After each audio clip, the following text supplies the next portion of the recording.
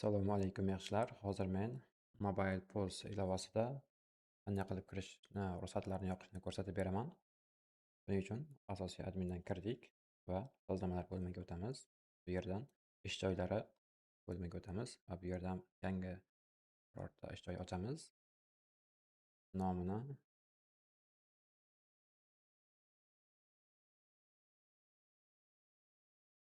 xodim to'liq ruxsat deylik, misol uchun, va qaysi xodimga bermoqchimiz? Boss bu asosiy boshliq, Alireza Feruja va Jan Markus. Jan Markusga rollar bermoqchimiz. Omborni tanlaymiz.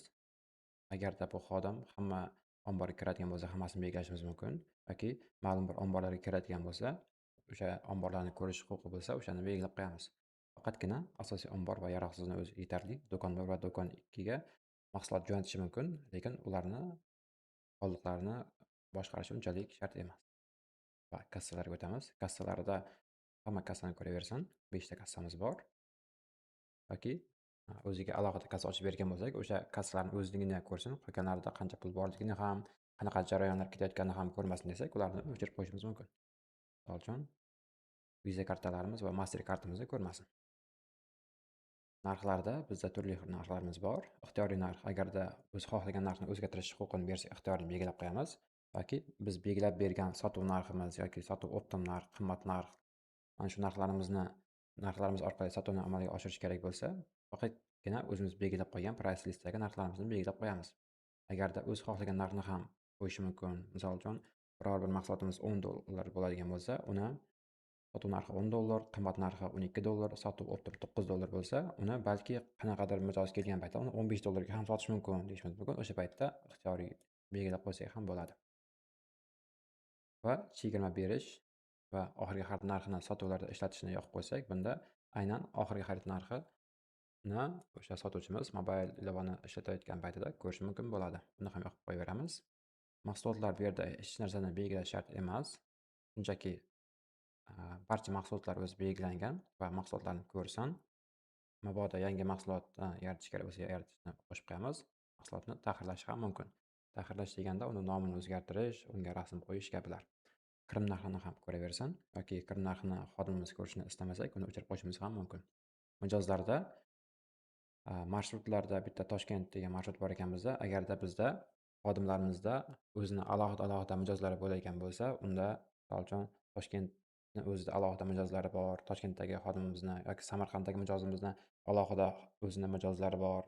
Shunaqa paytda har biriga alohida mijozlar to'plami bo'ladigan bo'lsa, faqatgina o'zini mijozini ko'rishni xohlasak, marshrut orqali Toshkent mijoz, Toshkent marshrut yoki Samarqand marshrut deb qo'shib qo'yishimiz mumkin va o'shanda u faqatgina o'zini marshrutidagi o'ziga tegishli bo'lgan mijozlarni ko'radi, boshqasini ko'ra olmaydi.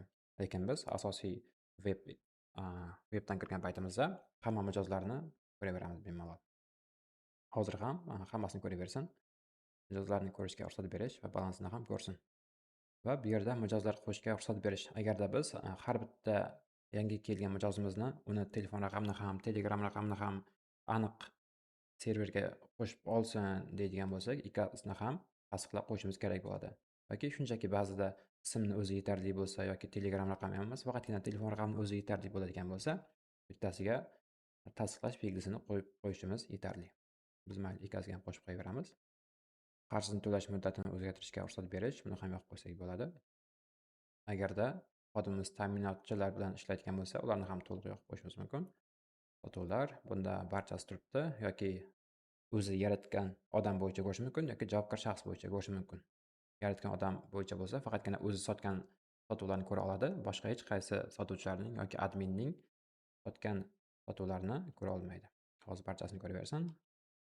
Agarda siz statuslar bilan ishlaydigan bo'lsangiz, bunda sotuvni yaratgan paytida yangi bo'lib tushsinmi, yuborilgan yoki yakunlangan, buni tanlab qo'yishimiz mumkin. Ya'ni bunda birinchi xodim yangi status bilan yaratadigan bo'lsa, uni bu yoqda kompyuterda o'tirgan kassadagi xodimmi kimdir uni tasdiqlaydi, yangi statusga keladi va uni yangini tasdiqlab pulni olib qo'ygandan keyin misol uchun yakunlangan qilib qo'yishi mumkin. Hozir bunda yakunlangan turaversin. Asosiy belgi, agarda biz belgilardan foydalanadigan bo'lsak, bularni ham qo'shib ketishimiz mumkin. Bunda 4 xil belgi yaratib qo'ygan ekanmiz. Uni o'zingiz xohlaganingizcha belgilarini yaratib qo'yishingiz mumkin. Vaqtida yuborildi, kech yuborildi, o'zlari olib ketdi, to'g'rilandi kabi vaqtida yuborildi qo'ysak ham bo'ladi. Qarzga sotishni ruxsat berish, qolganini ham yopib qo'yaveramiz. Yetkazmalarni hozircha o'chirib turaveramiz. Statuslarni o'zgartirishga ruxsat berish, statuslarni hammasini yoqib qo'ysak bo'ladi. Lekin hozir yangi yaratayotgan paytimizda hammasini belgilab qo'yganimizning foydasi yo'q. Buni bir marta yangi yaratib olib, keyin qaytadan tahrirlash orqali qilgan paytimizda bularni to'g'rilab chiqishimiz imkoni bo'ladi. Mijozdan qaytishlar, bularni ham hammasini yoqib qo'yishimiz mumkin. Buni ham to'g'ridan-to'g'ri qabul qilinganini bossin.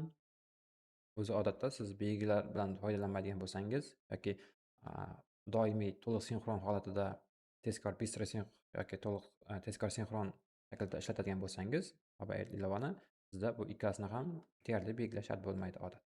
Lekin belgilab qo'ysak ham zarar yo'q. Buyurtmalarni ham barchasini ko'raversin. Asosiy status qabul qilingan. Belgi ham ixtiyoriy qoldirildi bo'lsin. Xaridlarni ham hammasini ko'rsin. Asosiy statusi qabul qilingan bo'lsin. Ya'ni ruxsatni ko'proq ruxsat beramiz. Ta'minotga qaytarishga ruxsat beramiz. Belgini ham o'zgartirsam mayli. Xarid buyurtmasini odatda mijozlarimiz kamdan kam holatda ishlatadi, lekin buni ham yoqib qo'ysak ham bo'laveradi. Korxonalararo sotuvlar. Bunda alohida korxona qilib ishlatadigan bo'lsak serverni, buni ham yoqib qo'yishimiz mumkin. Qo'yilgan korxonalararo to'lovlar.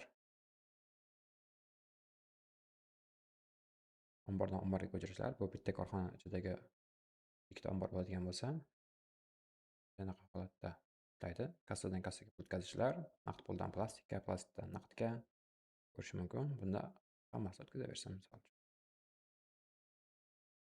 Yozishda ham hammasini belgilab qo'yaveramiz.